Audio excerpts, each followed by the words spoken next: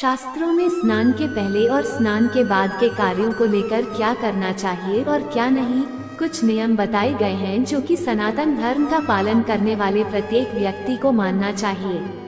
शास्त्रों में वर्णित कुछ महत्वपूर्ण नियम। 1. स्कंद पुराण के अनुसार स्नान किए बिना जो पुण्य कर्म किया जाता है वो निष्फल होता है, उसे राक्षस ग्रहण कर लेते हैं। 2. विष्णु स्मृति के अनुसार दुःस्वप्न देखने, हजामत बनवाने, स्त्रीसन करने और शमशान भूमि में जाने पर मनुष्य को वस्त्र सहित स्नान करना चाहिए। 3. महाभारत के अनुसार यदि नदी हो तो जिस ओर से उसकी धारा आती हो उसी ओर मुंह करके तथा दूसरे जलाशयों में सूर्य की ओर मुंह करके स्नान करना चाहिए। 4. अग्नि पुराण के अनुसार कुएं से निकाले हुए जल की अपेक्षा झरने का जल पवित्र होता है, उससे पवित्र सरोवर का जल तथा उससे भी पवित्र नदी का जल बताया जाता है।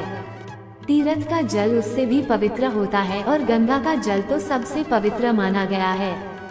5. स्कंद पुराण के अनुसार भोजन के बाद रात के समय स्नान नहीं करना चाहिए, संध्या के समय भी स्नान नहीं करना चाहिए, परंतु सूर्य ग्रहण अथवा चंद्र ग्रहण के समय रात्रि में भी स्नान कर सकते हैं। 6.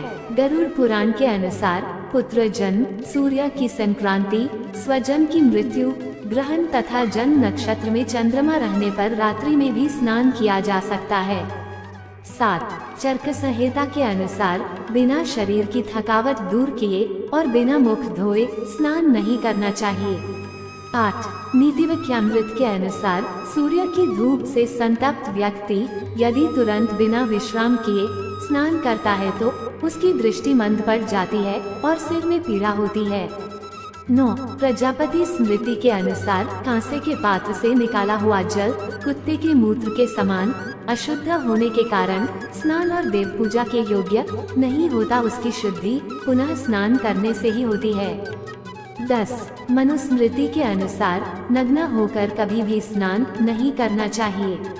11. वामन पुराण के अनुसार पुरुष को नित्य सिर के ऊपर से स्नान करना चाहिए, सिर को छोड़कर कभी भी स्नान नहीं करना चाहिए।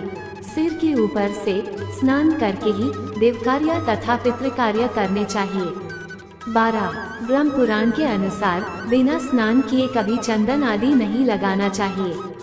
13. शिव पुराण के अनुसार रविवार, श्राद्ध, संक्रांति, ग्रहण, महादान, तीर्थ, व्रत, उपवास, अमावस्या, षष्ठी तिथि अथवा शौच प्राप्त होने पर मनुष्य को गर्म जल से स्नान नहीं करना चाहिए। 14. पद्म पुराण के अनुसार जो दोनों पक्षों की एकादशी को आंवले से स्नान करता है उसके सब पाप नष्ट हो जाते हैं और वो विष्णुलोक में सम्मानित होता है। 15. महाभारत के अनुसार स्नान के बाद अपने अंगों में तेल की मालिश नहीं करनी चाहिए तथा गीले वस्त्रों को झटकारना नहीं चाहिए। 16. विष्णु पुराण के अनुसार स्नान के बाद अपने गीले बालों को फटकारना झाड़ना नहीं चाहिए। 17. धर्म सिंधु के अनुसार स्नान के बाद वस्त्र को चौगुन करके निचोड़े, तिगुना करके नहीं। घर में वस्त्र निचोड़ते समय उसके छोर को नीचे करके निचोड़े और नदी में स्नान किया हो तो ऊपर की ओर छोर करके भूमि पर निचोड़े। निचोड़े हुए वस्त्र को कभी कंधे पर न रखे। 18.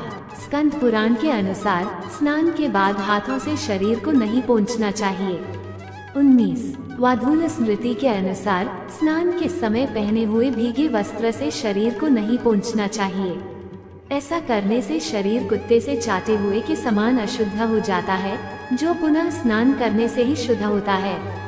वीडियो को अंत तक देखने के लिए धन्यवाद। कृपया हमारे चैनल को सब्सक्राइब करना ना भूलें, साथ ही अपने अमूल्य कमेंट भी करें ताकि हम इसी तरह सनातन संस्कृति का प्रसार करते रहें।